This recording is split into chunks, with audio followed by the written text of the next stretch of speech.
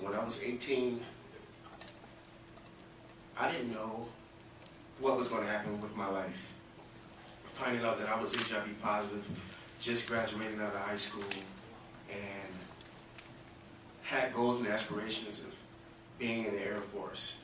And I had so much shame build up within me prior to even knowing. Shame about my sexual identity.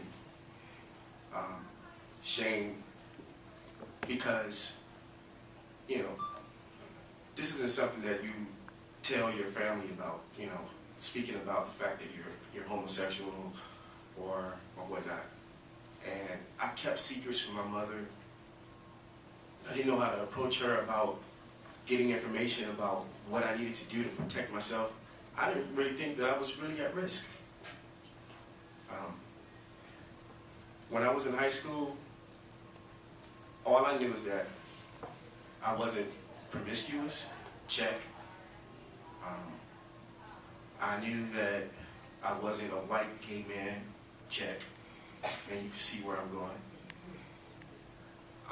The only black person that I knew with HIV was Magic Johnson. So when I found out a year later after graduating high school, I felt like not only I let down my family, I felt like I let down my race. Because I didn't know anyone else who was dealing with this, another black person.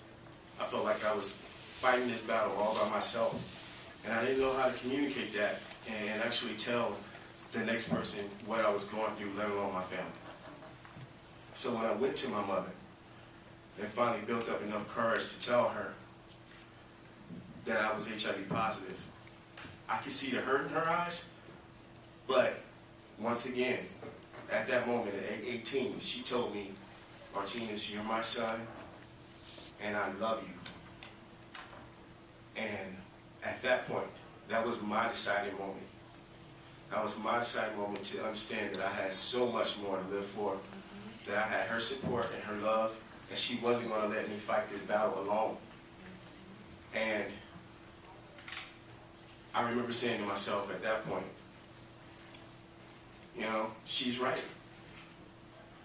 You do have a lot to live for. You can do anything with your life, you know. So what? You didn't get to go to the Air Force, you know. But you can be anything that you want to be, and I'm going to help you get there. And what she was talking about was unconditional love. And that's something that the black community needs to take a page out of my mom's book for. Love your children unconditionally. Tell them every moment that you can that you love them, no matter who they are. No matter what choices that they make, love them no matter what. I know of a lot of friends who I found out later who also became HIV positive. They didn't have the support that I had, and they went on to abuse drugs, reckless behavior, you know, promiscuous sex, that sort of thing. And it wasn't because they were being malicious or because they were, you know, trying to deliberately do harm to someone else or themselves. It was because they were hurting inside.